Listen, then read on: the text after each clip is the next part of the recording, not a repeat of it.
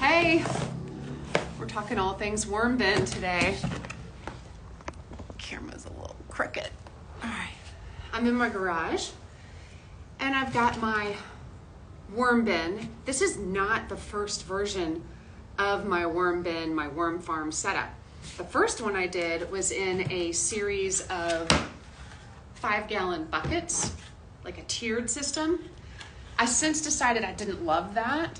And after listening to advice from Rhonda Sherman, who is a worm expert, I decided to make one similar to what she describes as an ideal DIY worm bin. I'm going to show it to you today. I'm going to tell you things I wish I had known when I first started worm composting, things I've changed. We're also going to feed the worms today.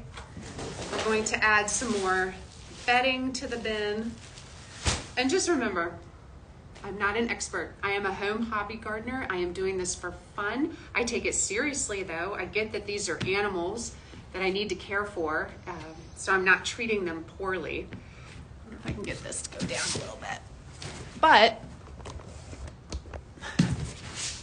that's better. I'm also not a scientist.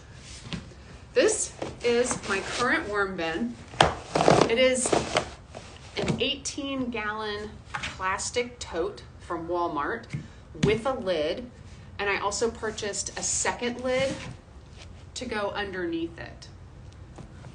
It has no holes in the top. That is one of the things I learned after doing my first worm bin and then doing more research, is there should never be holes in the top of your worm bin because it'll let out too much moisture, and moisture is one of the most critical things for the earthworms because they don't have lungs, they breathe through their skin, and if their skin is not wet enough, they can't breathe. So moisture is very important. So there are no holes in the lid. There are holes made with a very small drill bit in the top inch going all the way around the sides of the bin, about an inch apart. That's enough air. That's plenty for them. There are also, I don't think you can see it, 6 holes on the bottom made with a 1/4 inch drill bit in case there is any leachate, which if you're maintaining the proper moisture levels in your bin, there should not be any leachate. But a lot of people overfeed their worms. I am guilty of it when I first got them. And so you have something underneath and the holes to drain any extra liquid just in case. But as you can see, there's no liquid on mine.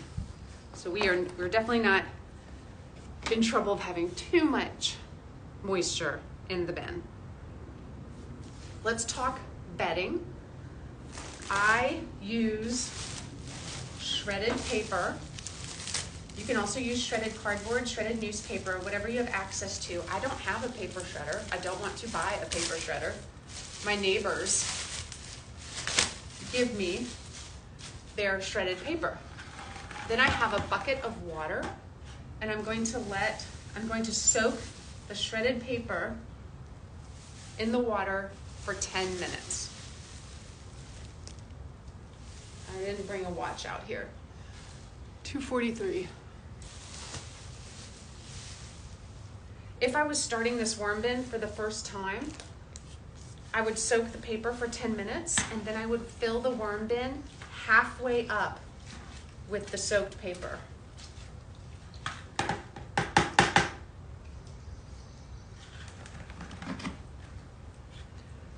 Now, in terms of bedding, you can also use leaves, but just remember, leaves could have eggs on them, fly eggs or anything like that. You can also use really good finished compost as bedding. If you use peat moss as bedding, you have to adjust for the pH and add lime. That's too complicated for me, so I don't do that. I learned about using one of these. Rhonda recommends using one of these when you're adding food scraps to your worm bin. Let me see if I can show you guys. But here's my worm bin right now. And the first thing I looked for when I opened it up was to see if there were any worms outside of the bedding and the food and the leaf and the compost area, because that is a good indicator. Rhonda says if there are 6 or more worms hanging out outside of the main area, then you know you need to troubleshoot and figure out what's making them unhappy. But I don't see any. So I think we're good there. And then I'm going to take this, and what I'll do is I will make a hole where I'm going to put the food so that I can make sure to cover it really well. It's super important to cover the food after you add the food and to not add too much. The worst, one of the biggest mistake you can make, I think the mistake most people make, is feeding them too much. And I did it when I first got my worms. I thought, I've got to be hungry. And I didn't take the time to learn, like, how do worms consume the food. They have mouths. They don't have teeth. They're not taking bites and chewing it up. They're actually sucking microorganisms off the food.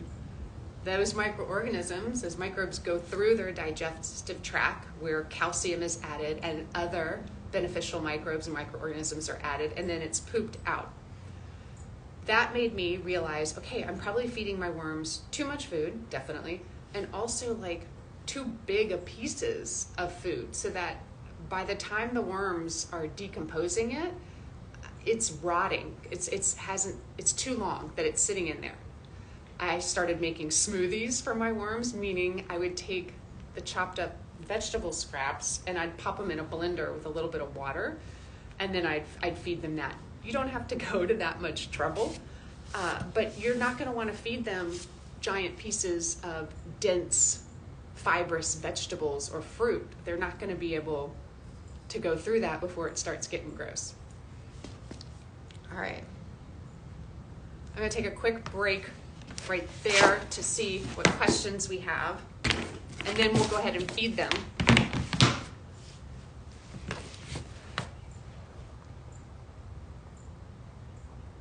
That's exciting. You just started a worm bin homestead homeschool. That's awesome.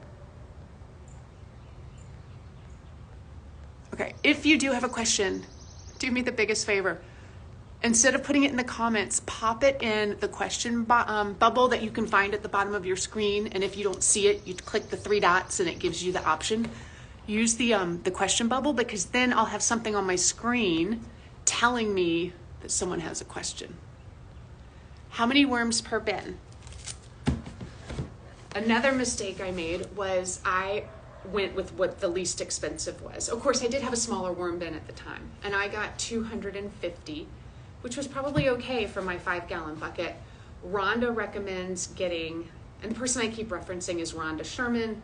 She's out of Raleigh, North Carolina. She is like a worm expert. She's been on the Joe Gardner podcast talking about this.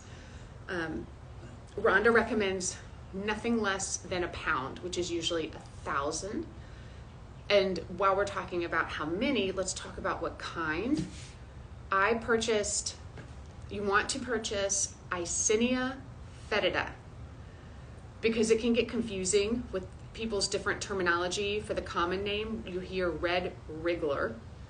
You want to order red wrigglers, but you also want to double check that it's Eisenia fetida, because you might see other names of worms that have the word red in them, and it gets very confusing.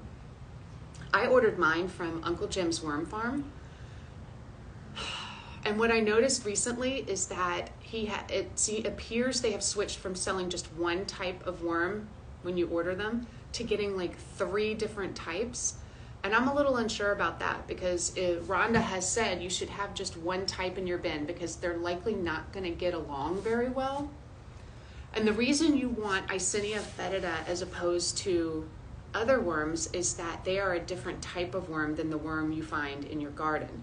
So there are certain worms, endogeoic worms, live below the soil. That's where they're happy. Epigeoic worms live above the soil. So the worms you want for your composting to be eating all the food are ones that live above the soil. They live above the soil, but under decaying matter. They're eating decaying matter. So they live at the bottom of your compost pile, but above the soil. They live underneath a pile of leaves, but above the soil.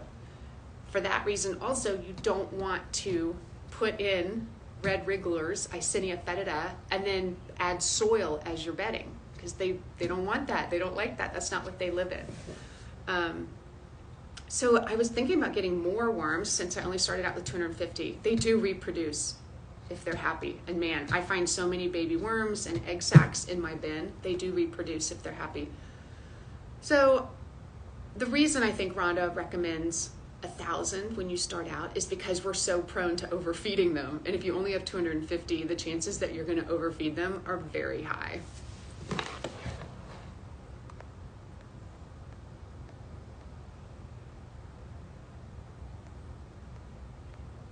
All right, so I don't recommend purchasing an expensive worm bin. I have found that what you can DIY, as long as you do it the right way, is so much better and so much easier. This tote was $6.98 at Walmart. And so I just got a second one and then used the lid from the second one as my tray. So this cost $6.98 for the tote. I drilled the holes, which I talked about in the beginning of the live. I'll save the live. And then I'm using shredded paper from my neighbor, which is free, as the bedding. I'm using food scraps from my kitchen as the food. That's all free. So far we're at $6.98 plus the extra cost for the lid. Then what comes in is the cost of the worms, and they have gone up in price for sure. I looked recently, and 250 of the combination worms on Uncle Jim's Worm Farm was $27, like before tax and shipping. And I think 1,000 is probably pushing 50. And I really would like to find another reputable source of like a worm retailer online, but I haven't found that yet. So if you know of another one, let me know, because when you do a search, really all that comes up, that seems to come up, is Uncle Jim's Worm Farm.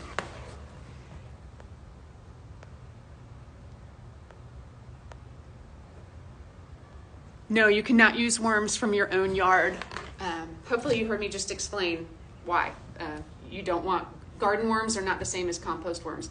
Also, Rhonda references that Eisenia fetida, the red wrigglers, have a temperament that suits this type of environment. This is a small enclosed space, and they are pretty chill worms, and they aren't going to try and escape like other types of worms might. Other worms, they're just escape artists, and they are wanting to go places. The Eisenia fetida, they're happy to be here. Also, composting worms are much more efficient at consuming kitchen scraps than, say, a garden worm. Temperature. That's a great question. They're like us. Between 60 degrees and 80 degrees Fahrenheit is where they prefer to be. That is where they're going to work at their optimum level. You start getting colder than that, and they're okay, but they're going to move slower. You get warmer than that, they can survive that, but they're going to move slower. They're going to consume less food. So you can't expect them to be cranking out the poop as fast. I keep mine in an unheated, uninsulated garage, but in the corner closest to the house. And I do monitor the temperature with a little,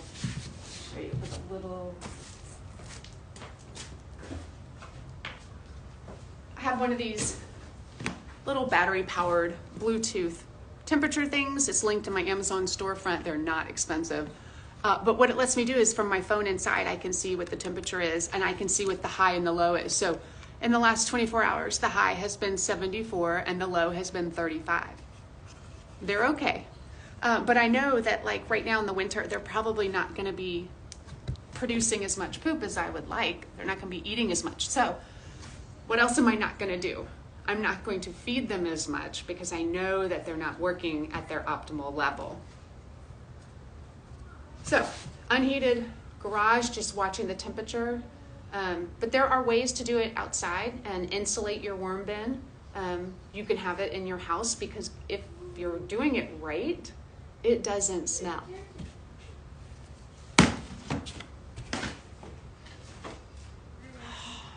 It smells just like earth.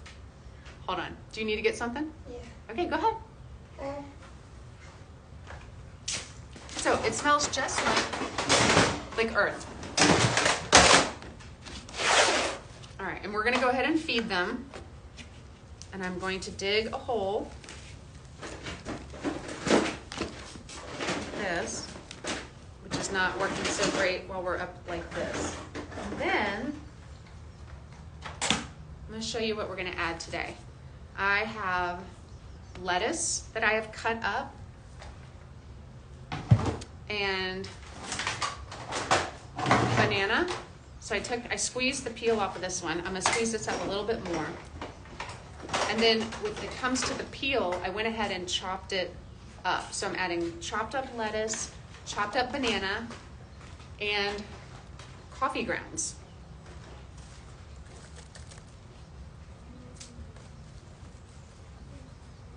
And per my usual, I don't have anything to clean my hands with. All right, we've got our little pocket of food. And now I'm going to cover it back up. Really? Okay. And you know what? I've got several oak leaves in here that I wish I didn't have in here. They take so long to break down. I did add fall leaves because I keep mine in my garage, so I didn't care if there were any bug eggs on the leaves. I added fall leaves, and I added some of my finished compost to mine. First, I filled it with shredded paper, but then I topped it with compost and fall leaves. Ranger, get back inside, Bubba. Or come hang out with me. So you want to come be over here? Okay. Come on. So, I made my food in small pieces. You don't want to add just a banana, right? So I was gonna add this. I'm gonna open it up. I'm gonna squeeze it out, which I'll do on this other side of the bin. Let's dig another hole. I see a few carrot scraps from the last time I fed them. They don't appear to be loving the carrot. One thing they do love is pumpkin and melon. They love that. All right, so I am just gonna squeeze this banana out. And then I'm not gonna add this. I'm gonna take this inside and chop this up before I add it. I also have some old, what is this, spinach. I'm gonna bury that banana, and then in another corner, I'll dig a hole and add the spinach. This could be too much. This might be too much food. We're gonna find out, because if I check it in a few days, and it's still all here, it's too much. Okay. Overfeeding can also cause there to be too much moisture in the bin and to cause you to have leachate, which is not compost tea. Leachate is the gross stuff, smelly, anaerobic stuff that comes out the bottom of your bin. All right, has it been? It has. It's been 10 minutes that my shredded paper has been soaking. So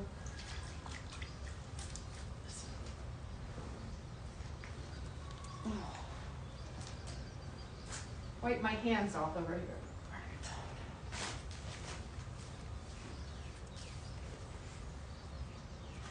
I'm gonna pull the shredded paper out of the bucket of water it's been sitting in. I'm gonna wring out the extra. You never wanna add water directly to your bin. If you suspect that your bin does not have the right moisture level, you want to add moistened bedding, but not add water directly.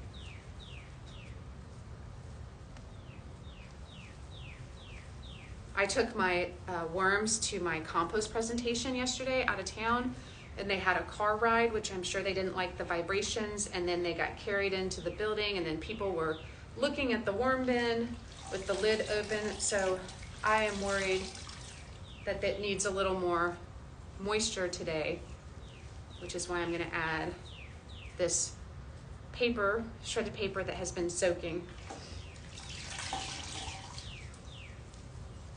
I'm also going to add a layer, which is not necessary, of cardboard over the top of the bedding, because I've not read to do this, but I have done it, and I find that the worms like to, in the corrugated cardboard, lay their eggs in the corrugated part.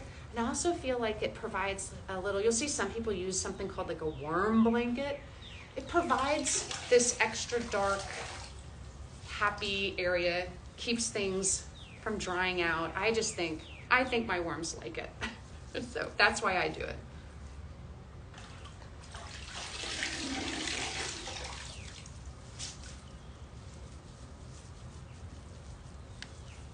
As soon as I can wipe my hands off, I will check and see if there's any questions.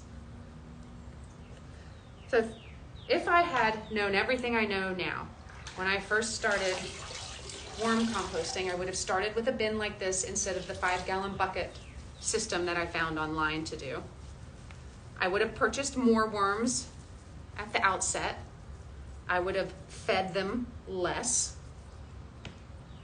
Would have not put holes in the top lid. That lets out too much air. Lets in too much air.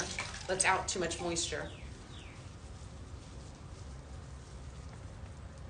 I bet you're wondering how I harvest the worm castings in a system like this. And I did do it on a video, I'm not sure where I posted it, YouTube or Instagram. I have done it before. I take a tarp and I flip the entire bucket over because I want to maintain the layers. Worms can't stand the light, so they burrow down to the bottom of the tarp.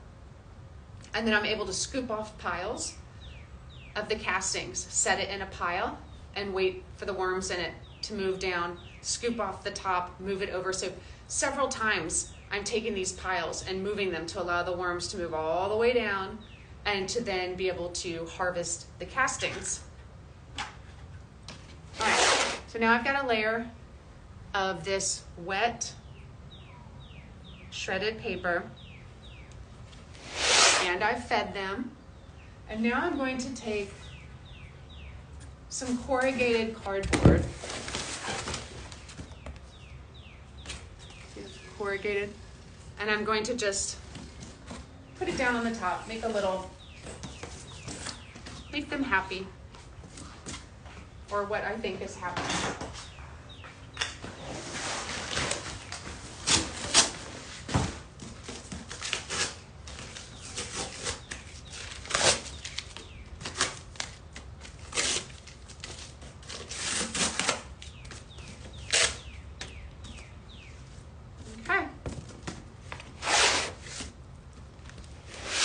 It. And then I will put the lid back on, and I'll check on them, I don't know, in a couple days.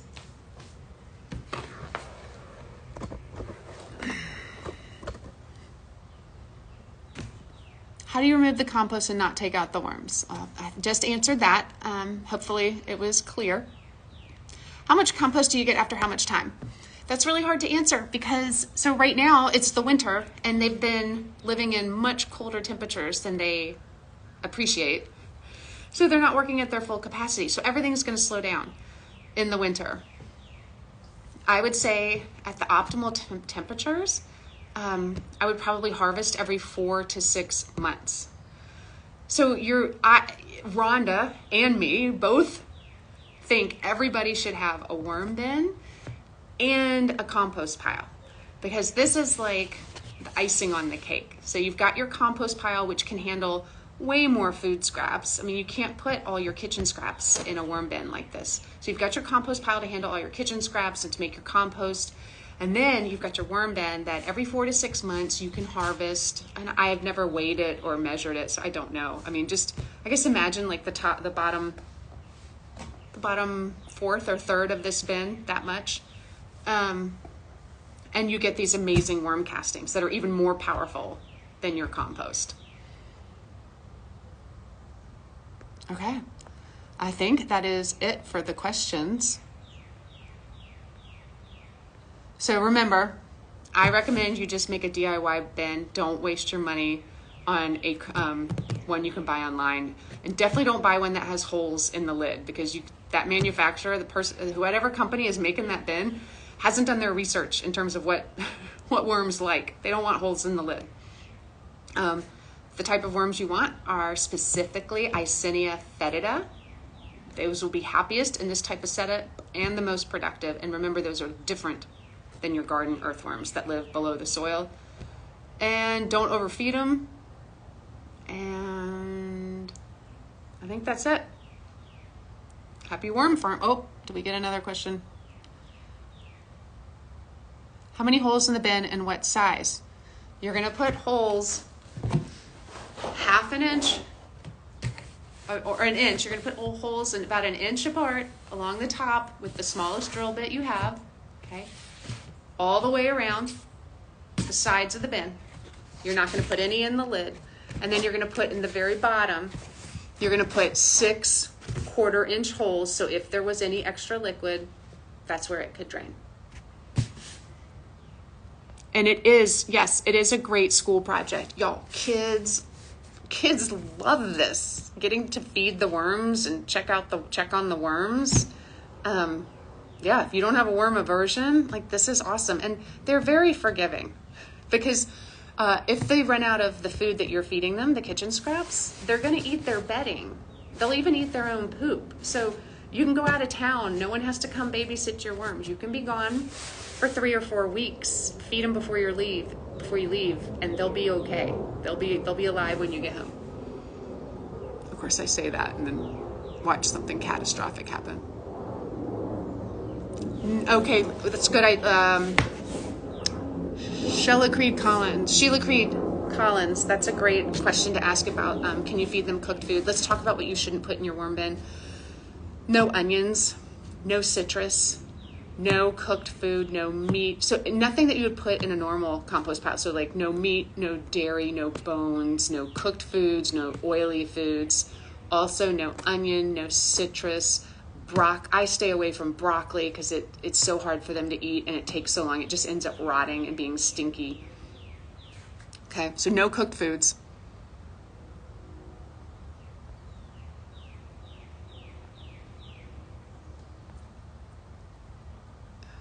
No, you missed a lot of questions. I checked the question bubble and I've answered all the questions in the question bubble. Okay, so tea. Vermicompost tea is let's just make it very clear, it is not whatever drips out of your bucket. So whatever extra liquid might be in your bin and drips out, which one you shouldn't have, it means you're doing something wrong. That is not tea, that is a leachate. It is anaerobic and you don't know what's in it, so I would never put it on a plant. You can make tea from the worm castings that you harvest. That's very different.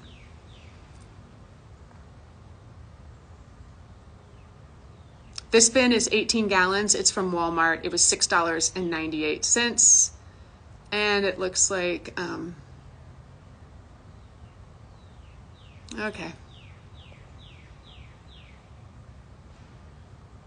All right, we're gonna end it on that note. Talk to you guys later.